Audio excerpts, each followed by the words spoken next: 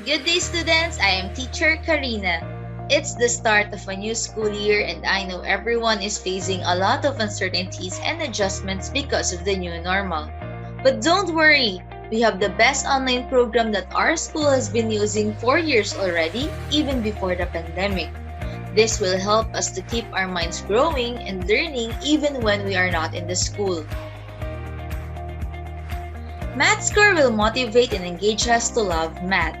Motivational with features such as characters, points, trophies, games, and more that will excite us to do better in the worksheets. Plus, it is adaptive as it progresses together with our ability, addressing the unique needs of everyone individually. To access Mathscore, let's just check and copy the website given by our teacher.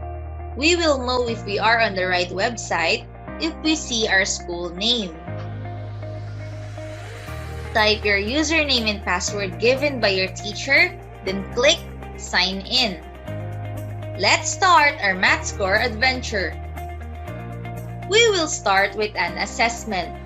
Click Assessment, then click Start Test.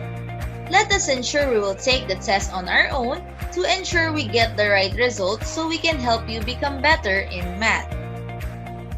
This test provides us our strengths and weaknesses in every math topics. This gives us the ability to focus on those weaknesses and sustain our strengths. Green topics indicate we have mastery, while red topics are our priorities to practice and study. Click one red topic and it will direct us to the lesson. That's where 6 ways to learn in Mathscore comes in. Number 1. Study the lesson. Read and analyze the topic just like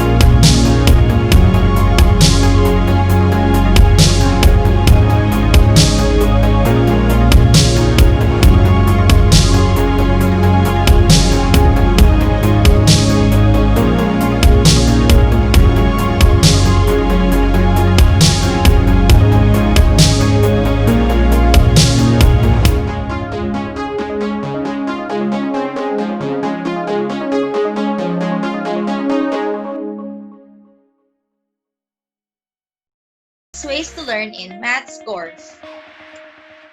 Now, let's start with the assessment. Everybody sit up straight, focus on the test, no one is allowed to use calculator, do your best. Click Assessment, then click